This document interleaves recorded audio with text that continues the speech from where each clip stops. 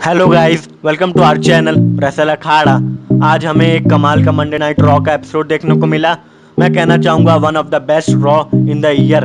Show में हमें the bloodline और डिजेनरेशन एक्स देखने को मिली और हमें ब्रॉक लेसनर और ओसी का रिटर्न भी देखने को मिला। और तो और सेथ रॉलिंस अब न्यू यूनाइटेड स्टेट्स चैंपियन बन चुके हैं। तो इस सब के बारे में डिटेल में जानने के लिए वीडियो को पूरा देखिएगा और चलिए वीडियो को स्टार्ट करते हैं।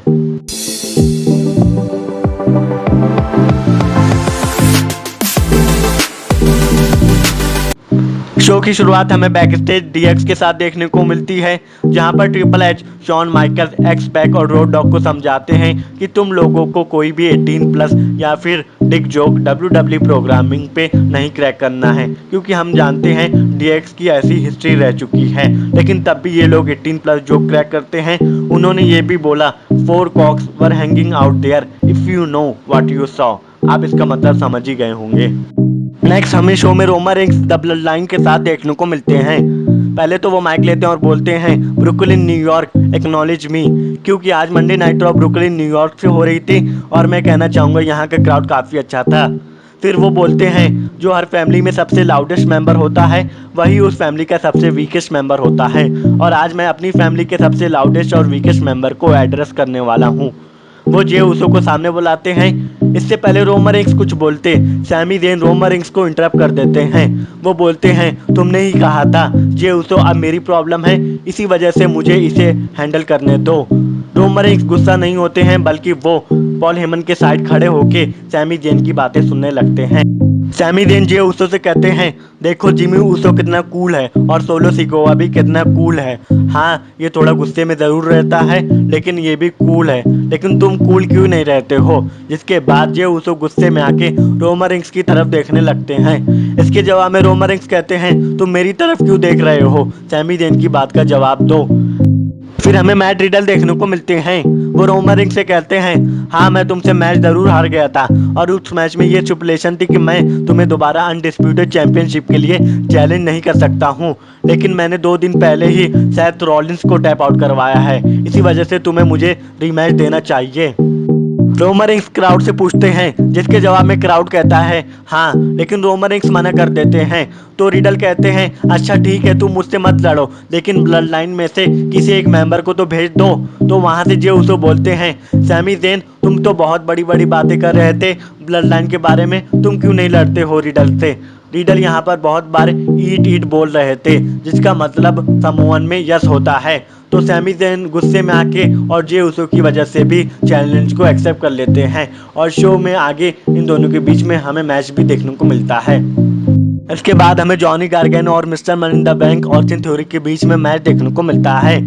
मैं ये नहीं कहूँगा मैच कमाल का था, लेकिन मैच अच्छा था। मैच के बीच में ऑस्टिन थ्योरी जॉनी गार्गेनो का सबमिशन गार्गेनो एस्केप भी लगाते हैं, लेकिन उसके ऊपर जॉनी गार्गेनो रोप ब्रेक कर देते हैं। मैच के एंड में डीडीटी लगा के जॉनी गार्गेनो ऑस्टिन थ्योरी को पिन करके मैच को जीत जाते हैं। नेक्स्ट मैच जो शो पर हमें देखने को मिला वो था Rey Mysterio versus Chad Gable. ये काफ़ी अच्छा मैच था। जैसा कि हमें मालूम था, रिंग साइड पे डोमिनिक मिस्टीरियो और रिया रिप्ली आ जाते हैं, लेकिन वो ज़्यादा इंटरप्ट नहीं करते, जिसका फ़ायदा रे मिस्टीरियो उठाते हैं और वो इस मैच में चैट गेबल को 619 और स्प्लैश लगा के हरा देते हैं। मैच खत्म होने के बाद हमें डोमिनिक रिंग के अंदर देखने को मिलते हैं। वो फिर से रे मिस्टीरियो को उनके ऊपर अटैक करने के लिए कहते हैं, लेकिन रे मिस्टीरियो ऐसा नहीं करते हैं। वो वहां से जाने की कोशिश करते हैं, लेकिन पीछे रिया रिप्ली खड़ी हुई थी, तो रे मिस्टीरियो नहीं जा पाते हैं। फिर डोमिनिक मिस्टीरियो अपने ही फादर रे मिस्टीरियो को थप्पड़ मार देते हैं। फिर रिंग साइड पे हमें फिन बैलर और डेमियन प्रीस्ट देखने को मिलते हैं। वो रे मिस्टीरियो के ऊपर अटैक करने की कोशिश करते हैं, लेकिन रे मिस्टीरियो उनके ऊपर ही अटैक करने लगते हैं। रे मिस्टीरियो जब फिन बैलर को अटैक करने जाते हैं तो बीच में डोमिनिक आ जाते हैं, जिसकी वजह से रे मिस्टीरियो कुछ भी नहीं कर पाते। फिर डोमिनिक बुरी तरह से उनको डिस्ट्रॉय कर देते हैं।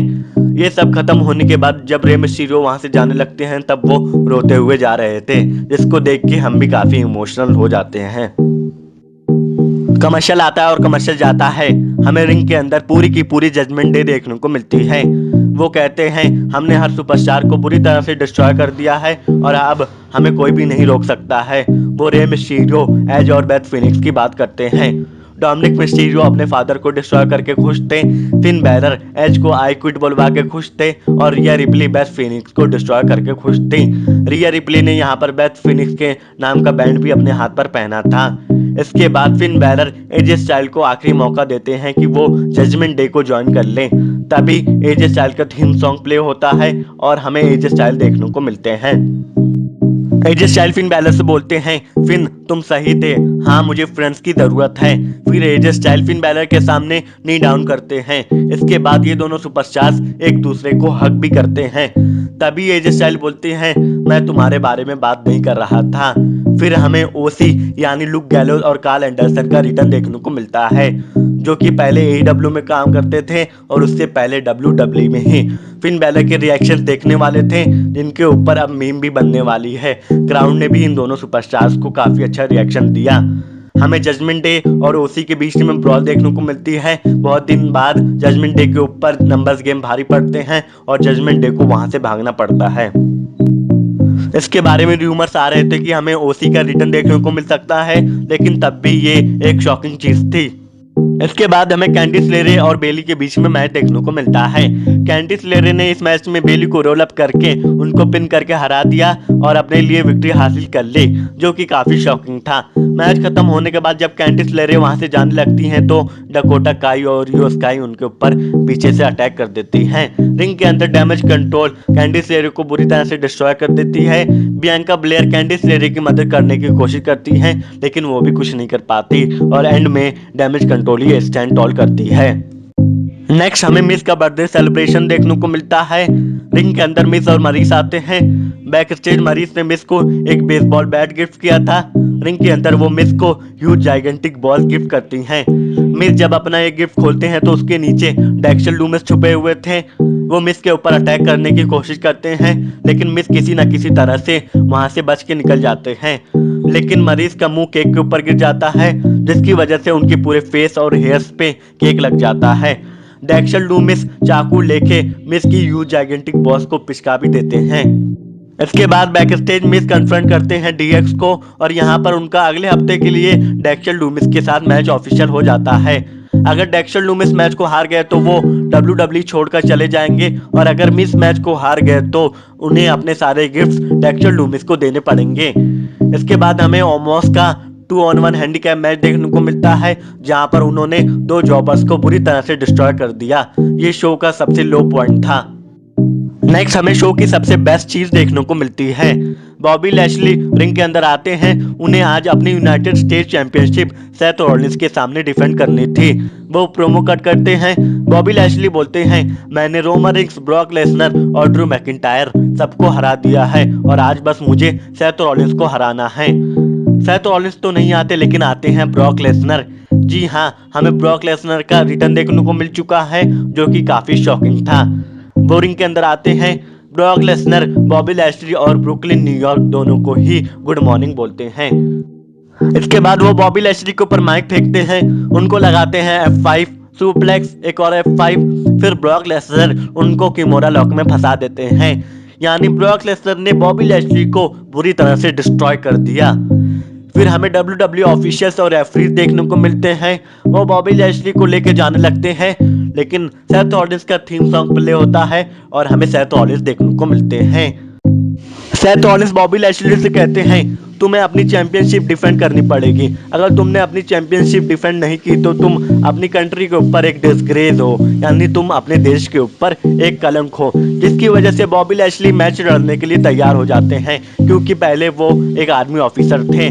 मैच शुरू होते ही बॉबी लैशली स्पीयर के लिए जाते हैं, लेकिन सेथ रॉलिंस उसको एक पेडिग्री में बदल देते हैं। सेथ रॉलिंस की तरफ से हमें एक फ्रॉग स्प्लैश भी देखने को मिला, लेकिन दोनों के ही ऊपर बॉबी लैशली किक आउट कर देते हैं। बॉबी लैशली की तरफ से हमें स्पीयर देखने को मिलता है। वो हर्ट लॉक भी लगाने की कोशिश करते हैं, लेकिन क्यूमोरा लॉक की वजह से उनकी आर्म इंजर्ड हो गई थी, इसी वजह से वो ऐसा नहीं कर पाते। इसके बाद सेथ रॉलिंस लगातार 2 कर्व स्टॉर्म लगा के बॉबी लैशली को पिन करके बन जाते हैं new United states champion. Match खत्म होने के बाद वो क्राउड के साथ सेलिब्रेट भी कर रहे होते हैं। हम जानते हैं सेथ रॉलिंस हील है, लेकिन तब भी क्राउड उनको काफी पसंद करता है। इसी के साथ साथ रॉलिंस ने 2 रिकॉर्ड बना लिए हैं। उन्होंने 900 दिन बाद WWE में कोई चैंपियनशिप जीती है और वो मिस के साथ दूसरे 2 टाइम ग्रैंड स्लैम चैंपियन बन चुके हैं। बैक स्टेज बारन सेक्सटन बॉबी लैशली से कहते हैं आप तो काफी इमोशनल होंगे। बॉबी लैशली कहते हैं इमोशनल, आई एम पिट्स ऑफ, मैं यूनाइटेड स्टेट्स चैंपियनशिप के बारे में केयर नहीं करता। अगले हफ्ते मुझे ब्रॉक लेसनर रॉ पे चाहिए, मैं उसे चैलेंज करता हूँ and I will show him how little of a bitch is Brock Lesnar. Next हमें ब्रे वाइट के बारे में एक छोटा सा वीडियो पैकेज देखने को मिलता है और उसी से हमें ये भी पता चलता है ब्रे वाइट इस वीक स्मैकडाउन पे होंगे, जो कि मेरे ख्याल से ठीक भी है क्योंकि रॉ से ज़्यादा स्मैकडाउन को ब्रे वाइट की ज़रूरत है, क्योंकि रॉ पे तो अब ब्रॉक लेसनर आ ही चुके हैं।